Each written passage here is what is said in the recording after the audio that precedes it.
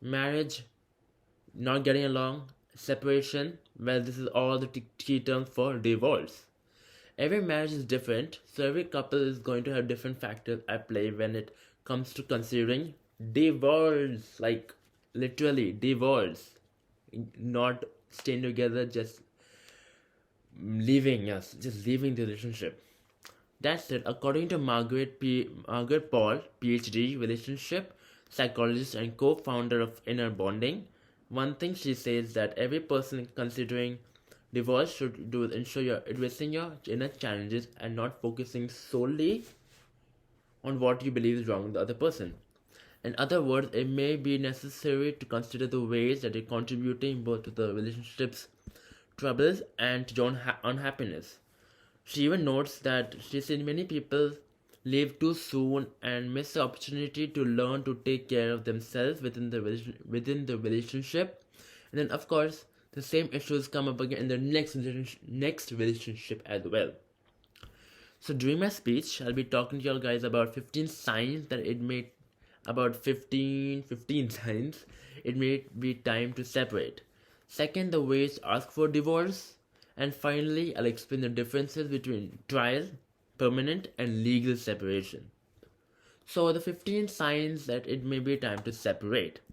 So, this is what I got from a website called mindbodygreen.com.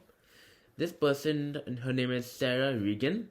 She talks about how to know if it's truly time to get divorced according to marriage experts. So she talks about 15 ways it may be time to separate. Let me talk about it, guys. Number one, there have been instances of abuse, like beating the person, emotional abuse, physical abuse. Not only, people always say only physical. Well, there's physical, emotional, mental, like emotional, like speaking bad, like emotionally, mentally, it's like trying to impact the brain. You want different things in life. You just don't want to. You want many things, but different things. The marriage causes you significant distress. The marriage has not improved despite your efforts. There's a lack of intimacy. You're not like sex and romance. You're unable to communicate effectively. There's a lack of respect. There's no spiritual or emotional connection, as I was saying, about mental and emotional and physical thing. One person is bearing all the physical and emotional labor. There's an imbalance in finances that wasn't agreed upon, like debit, credit, and just getting the loan, the mortgage. You all just can't figure out if one should do one thing or not. You don't feel like yourself in a partnership. You can't imagine being your spouse for the rest of your life. You're finally moved out of denial.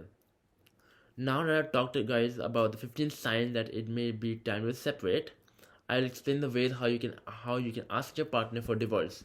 What your partner might reply as well are the key factors for every relationship before a divorce. How to ask for divorce? 7 things to keep in mind. So this one I got from a website called Equitable Meditation. This person named Cheryl Dillon, I think that's how you pronounce her name. She's a divorce coach. So let me just give you these 2 quotes. Okay, that's it. You can't do anymore. You're done.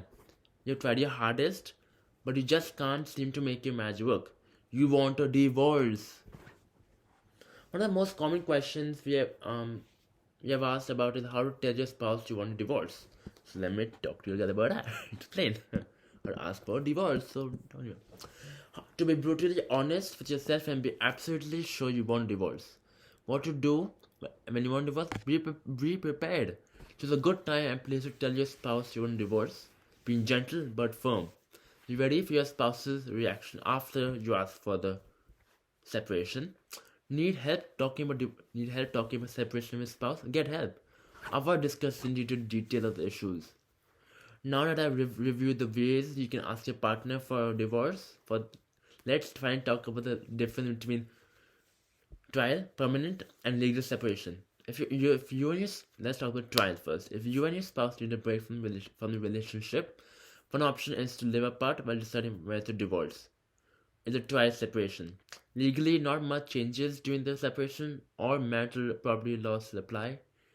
There's a trial separation agreement that might address whether you'll continue to share joint bank account or credit cards, how you'll budget your spending, who will stay in the family home, how you'll share expenses, and if you have kids, how and when each of you will spend time with them.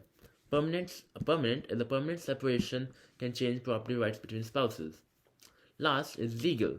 Being legally separated is different from being divorced or married. You are no longer married, but you're divorced. But you're divorced either, so you can't marry anyone else. Now let me talk now. Finally, so today I've talked to you guys about the 15 signs that it may be time to separate. Second, by explaining the ways to ask for divorce. Finally, I took time sharing the differences between trial, permanent, and legal separation. This issue holds a stand in almost every household for the ones who might not be able to handle their marital relationship properly. Thank you for your time and attention regarding this important issue. Thank you.